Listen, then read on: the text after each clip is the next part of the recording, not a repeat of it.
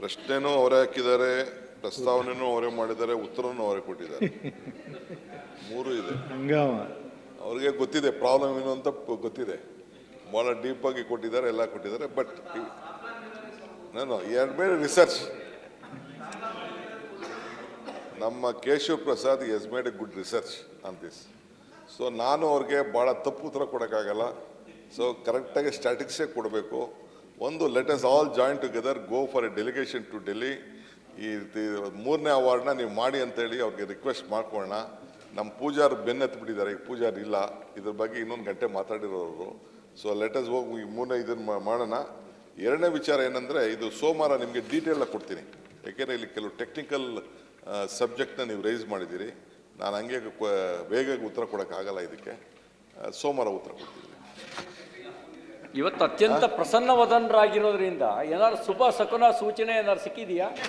ನೀವು ಸೂಕ್ತ ಕಾಲ ಅಂತೆಲ್ಲ ಹೇಳಿದ್ರಿ. ಶಕುನ ಏನಾದ್ರು ಇವತ್ತು ನಾನು ನೋಡ್ತಾ ಇದ್ದೀನಿ, ಭಾಳ ಲವಲವಿಕೆ, ಕಳಕಳಿ. ಆ ಶಾಲು ಕೂಡ ಕಳೆ ಕೊಡ್ತಾ ಇದೆ. ನೋಡಿದಾಗ ಯಾವುದಾದ್ರು ಶುಭ ಸೂಚನೆ, ಶುಭ ಶಕುನ ಏನಾರು ಆಗಿದೆಯಾ? ನಮಗೂ ಅಂತ ಆನಂದ ಹಂಚ್ಕೊಳ್ಳಿ ಅಂತ ರವಿ ಹಾಕ್ಸಿದ್ದಾರೆ.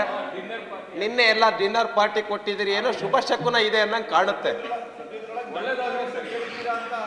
ಯಾಕೆಂದ್ರೆ ನಿನ್ನೆ ಎಲ್ಲರಿಗೂ ಊಟಕ್ಕೆ ಹಾಕಿದ್ದೀರಾ. ಬೇರೆ ನಮಗೂ ಕರೆದಿರ್ಬೋದಾಯ್ತು. ನೀವು ಬರಂಗಿರ ಕರಿತೀನಪ್ಪ. ಬಹುಶಃ ನೀವು ಯಾವಾಗಲೇ ಎಲ್ಲರನ್ನ ಕರಿತಾ ಇದೀರಿ, ಯಾಕೋ ನಿನ್ನ ಕರೆದಿಲ್ಲ. ಅಲ್ಲ, ಬಹುಶಃ ಇಷ್ಟರಲ್ಲೇ ಎಲ್ಲರಿಗೂ ಊಟ ಹಾಕಿಸ್ತೀರಾ ಅನ್ನಂಗೆ ಕಾಣುತ್ತೆ. ಅಷ್ಟೇ.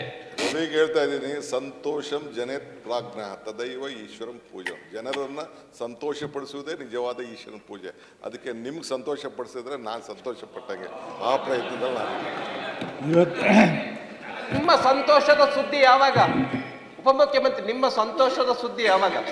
ಅವಕಾಶಕ್ಕಾಗಿ ಶೂನ್ಯ ವೇಳೆಯಲ್ಲಿ ಪ್ರಸ್ತಾಪಿಸಿದ ಅವಕಾಶಕ್ಕಾಗಿ ಧನ್ಯವಾದಗಳನ್ನು. 84ರಲ್ಲಿ ನಾನು ಅಸೆಂಬ್ಲಿಗೆ ನಿಂತವನು.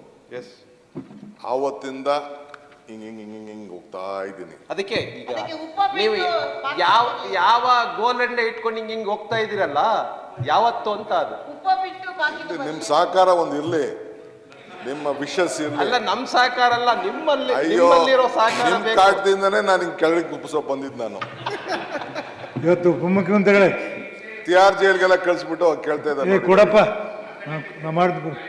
ಉಪಮುಖ್ಯಮಂತ್ರಿಗಳೇ ಇವತ್ತು ನಿಮ್ಮನ್ನೆಲ್ಲ ಭಾಳ ಸ್ವಲ್ಪ ಸಂಜೆವರೆಗೆ ಕಾಳಜಿ ಇರ್ರಿ. ಸಂಜೆವರೆಗೆ ಭಾಳ ಹುಷಾರಾಗಿರಿ ಅಂದೆ.